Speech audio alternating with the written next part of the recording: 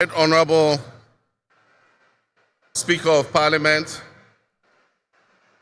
Honorable Members of Parliament, Her Excellency, the Vice President of the Republic of Ghana, Jane Nana Opoku-Agyeman, Her Ladyship, the Chief Justice, Your Excellency, Bola Ahmed Tinubu, President of the Federal Republic of Ghana, and special guest of honor for this occasion, Your Excellencies, Presidents, Heads of Government and Development Agencies, Your Excellency Nana Addo Dankwa Akufo-Addo, and former Presidents, Your Excellency Dr. Mahamudu Bawumia, distinguished invited guests, ladies and gentlemen, my brothers and sisters.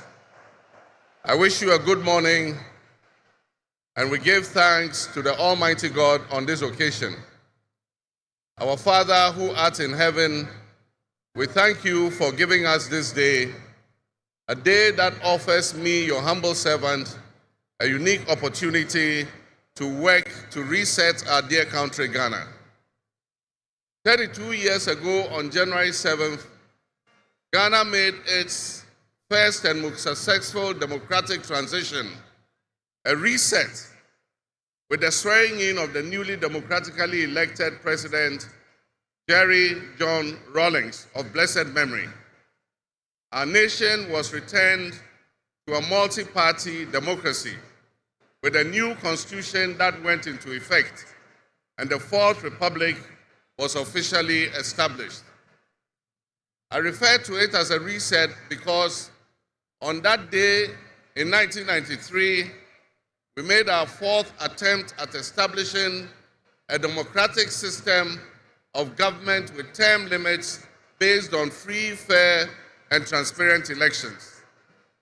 The handover of power on January 7, 2001, between former President Jerry John Rawlings and at the time the newly elected President John Agyekum Kufuor, tested that reset, and our nation passed with flying colors.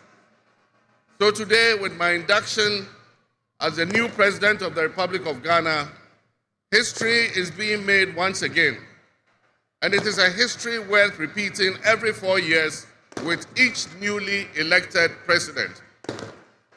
Today, we're also making a different kind of history, one that speaks to our maturity as a democracy, a nation of citizens enfranchised with the authority at the polls to determine their political future. Today's exercise between the outgoing President, His Excellency Nana Addo Dankwa Akufo-Addo, and I feels a bit like a deja vu. That is because 8 years ago to this day, on January 7, 2017, we shared this same space and performed this same transitional exercise. At the time, I was the outgoing president, having served one term, and he was the incoming president, having been given a mandate by the people of Ghana to lead this great nation of us. He and I both understood on that day, as I'm sure we are today, that it is the people of Ghana that we are elected to serve. Somehow, it seems fitting that it is with Nana Akufo-Addo that I twice shared this stage and this unique historical distinction, because Nana Akufo-Addo and I began our national political careers in Parliament in the same year, 1996. He has always greeted me with warmth, a firm handshake, and a smile.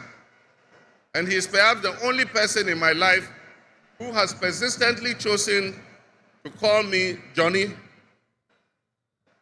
While we belong to opposing political parties, we shared a sense of mutual respect.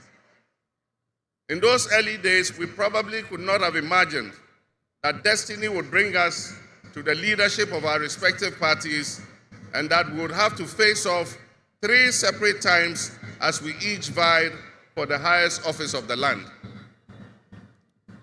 Nana, as this will be our final meeting under these circumstances, and as I look back on the journey we have traveled together, two much younger men who entered Parliament together with a full head of black hair, and you with the same bald head and round eyeglasses, I have to say that you have, without exception, been a worthy opponent.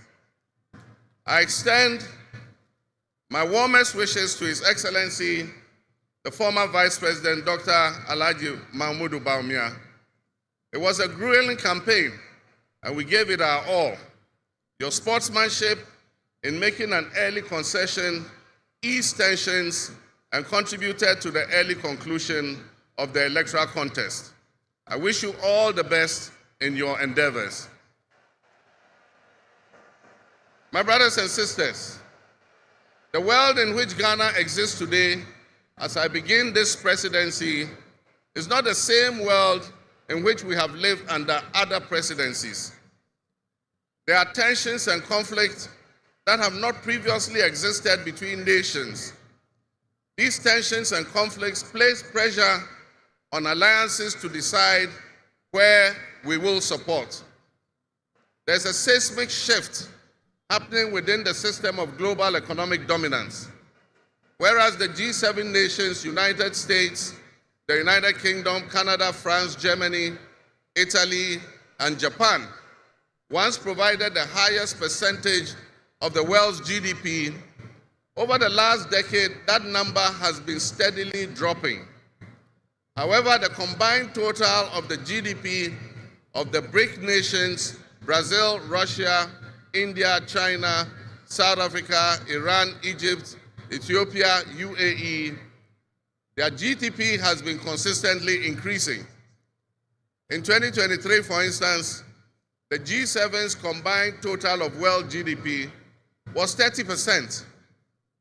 But by 2029, that number is predicted to drop to 27%. In 2023, the BRICS percentage of world GDP was 37.3%. And so what does this mean to us in Ghana? What could it mean to our economy? Where do we fit in this geopolitical maelstrom?